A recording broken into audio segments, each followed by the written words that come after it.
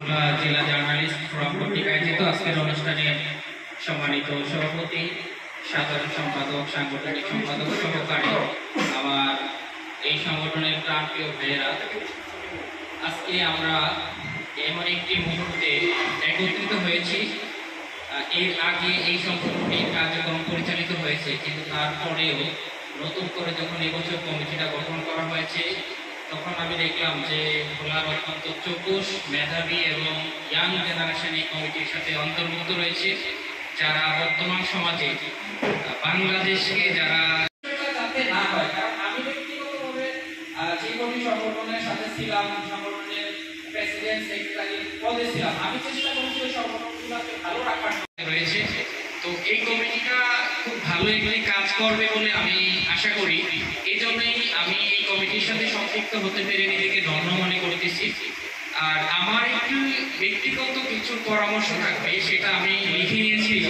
সেটা হলো যে কোনো কাজ করার ক্ষেত্রে যদি পরিকল্পনা মাফিক কাজ করা হয়, তাহলে সেটা 100% সফলতার কাছে যাবে। এবং যদি ধারাবাহিকভাবে আমরা সেই কাজগুলি করতে পারি, একটি শক্তিশালী সংগঠন হিসাবে পরিচিতি লাভ করবে বলে আমি আশা করি। কারণ আমি নিজে ব্যক্তিগতভাবে অনেকগুলো সংগঠনের সাথে মাসে অন্তত পক্ষে একদিন আমরা একটা মাসিক মিটিং করব।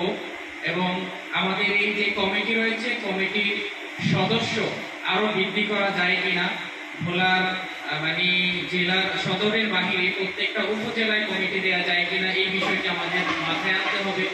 উপজেলা কমিটি করে আমাদের যে কলেজ রয়েছে, কলেজ কমিটিগুলি আমাদের দেওয়া যায় কিনা। কারণ এখন তরুণ প্রজন্ম কিন্তু খুব সুন্দর কাজ করছে। আমরা এই সোনার বাংলায় রূপান্তরিত করতে হলে তরুণ প্রজন্মকে কাজে লাগাতে হবে। তারই যেমন 5 আগস্ট, যেটা সারা বাংলাদেশে বিশ্বের বুকে একটি নতুন ইতিহাস রচনা করেছে, তারই ধারাবাহিকতায়। আর আমাদের এই সংগঠনটিকে কাজ করতে গেলে দ্রুত এগিয়ে নেওয়ার জন্য আমাদের প্রয়োজন হলো অর্থ। আমাদের আজকের যে প্রোগ্রামটি আমরা করতে যাচ্ছি, এখানে কিছু অর্থের প্রয়োজন। এখানে সভাপতি, সেক্রেটারি, সাংগঠনিক সম্পাদক যারাই রয়েছেন পদে, তাদের নিজেদের পকেটের টাকা দিয়ে কতদিন চালাবে? আমরা সকলেই স্বতঃস্ফূর্তভাবে এখানে অংশগ্রহণ করতে হবে। প্রয়োজনে আমাদের কোনো ফান্ড কালেক্ট করা যায় কিনা, আমরা কোনো ডোনার খুঁজে পাই কিনা, আমাদের সেই দিকে গুরুত্ব দিতে হবে।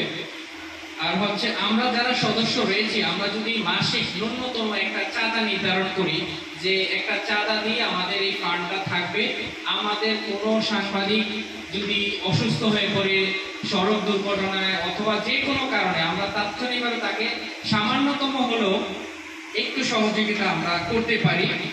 আর সকলের বিপদে আপদে পাশে দাঁড়ানো। আমাদের কোনো ভাই সাংবাদিক যারা, তাদেরকে সমাজের দর্পণ বলা হয়, আয়না স্বরূপ বলা হয়। এখন সত্য নিউজ করতে গেলে তাদের উপরে হামলা, মামলা, নির্যাতন আসবেই।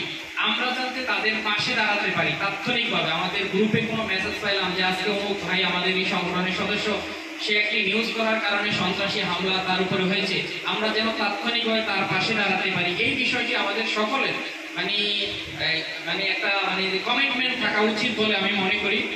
আর আরেকটি বিষয় হচ্ছে যে আমরা যারা এই সংগঠনের সাথে সম্পৃক্ত, অন্তত পক্ষে সকলের ফোন নম্বরটা সকলের সেভ করা রাখা উচিত।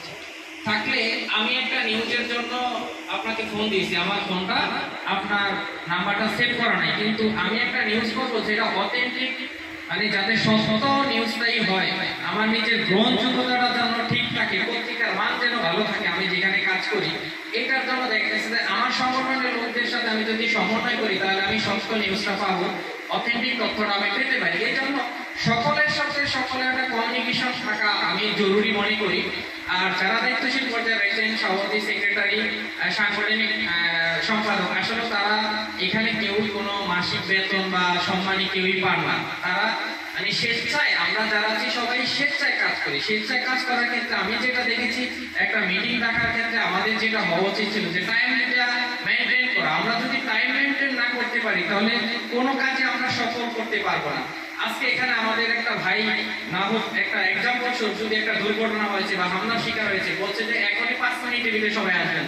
আমরা যদি 5 ঘন্টা পরে আসি তাহলে তো আমার ওই ভাইকে আমি বাঁচাতে পারবো না, তাকে মানে প্রশাসনিকভাবে, শারীরিকভাবে কিংবা তার যে মেডিকেল সার্টিফিকেট মানে সাপোর্ট আমরা সেটা দিতে পারবো না।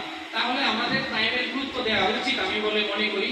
আর সবচেয়ে বড় আরেকটা বিষয় আমি মনে করি যে এখানে যারা দায়িত্বশীল পর্যায়ে রয়েছেন তারা আসলে কেউই বেতন পান না, বেতনভুক্ত না, তাহলে তারা কেন বারবার আপনাকে ফোন করা লাগবে? হয়তোবা আপনি কোনো কাজে মিস্টেক করতে পারেন, আপনি নিজের দায়িত্বে আপনি ফোন করে বলে দিবেন যে ভাই আমি আজকে এই মিটিং অংশগ্রহণ করতে পারবো না আমার এই কারণে, কিন্তু উপযুক্ত কারণ ছাড়া যাতে এই কোনো ধরনের মিটিং মিস না করা হয় এই বিষয়গুলো আমাদের সকলেরই